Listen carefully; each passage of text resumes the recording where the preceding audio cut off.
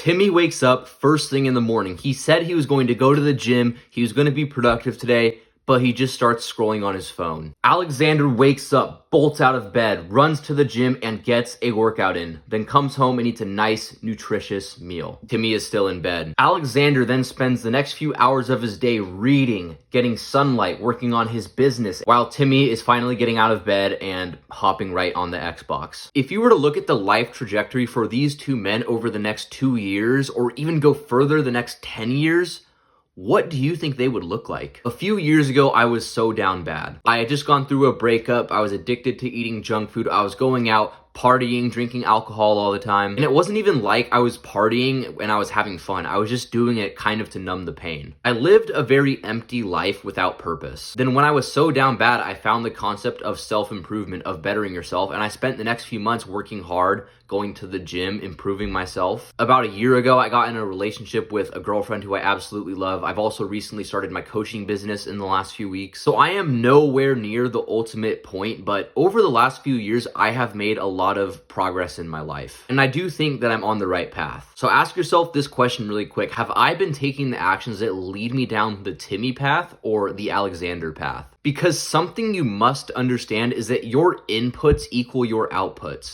If all you're doing is wasting your time playing video games, watching porn, eating junk food, doing all these bad habits, how do you think that's going to reflect in your life?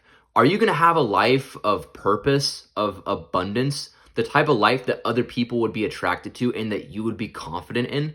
No, of course not. But think about that best version of yourself. If you were going to the gym, if you were eating clean, if you were doing the right habits, would you still be struggling with mental health and feelings of confidence? Probably not. So what you need to do is you have to fix your inputs. Instead of spending all your time scrolling on social media, playing video games, drinking alcohol, wasting all your time, spend your time improving yourself, going to the gym, starting a business, focusing on things that actually give you purpose in life and help you level up. Now, is this me saying, oh, you could never play video games, you could never have a sip of alcohol? No. That's not what I'm saying. But the difference is that the guy who's doing it right, he focuses on doing the good habits most of the time.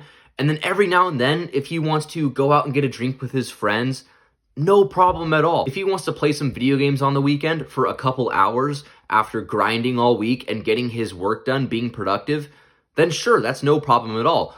The problem only comes when these things are limiting your life. When instead of spending more time on self-improvement, on going to the gym, you're spending most of your time on video games. Or instead of drinking every now and then, you make it like an every weekend thing. That is a problem. And a very important concept you must understand is instant gratification versus delayed gratification. Instant gratification are the things that are going to be fun in the moment, that are going to bring you momentary pleasure, but hurt you in the long run. Think things like eating junk food, right? When you eat McDonald's, it tastes good in the moment and you're enjoying it, but then all you're left with is just empty calories. You have probably a bad headache or a stomach ache, and you just don't feel great about it. Or playing video games, right? Video games are fun in the moment, but in reality, they're just a waste of time and they don't really actually help you improve at all. Whereas delayed gratification are the things that are a bit harder in the moment, but improve your life over the long run. And going to the gym is a perfect example of it, right? Going to the gym is hard. It's not easy to get started in going to the gym. But if you go to the gym multiple times a week for a long time, you're eventually going to build an amazing physique. And then you'll look back and you'll be like,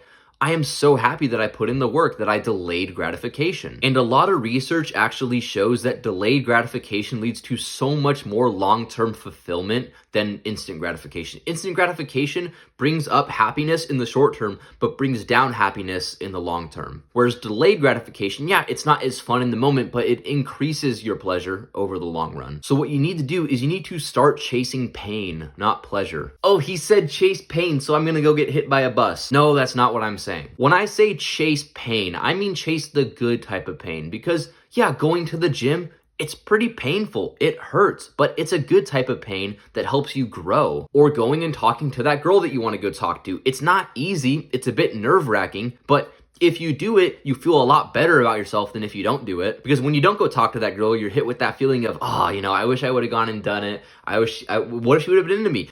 Never, ever leave room in your life for what ifs. Always attack everything. Always go after everything with full effort. And if you fail in a moment where you're giving your all, where you're leaving it all out, There's nothing wrong with that. That's just part of life. But don't be the guy who leaves things in the tank.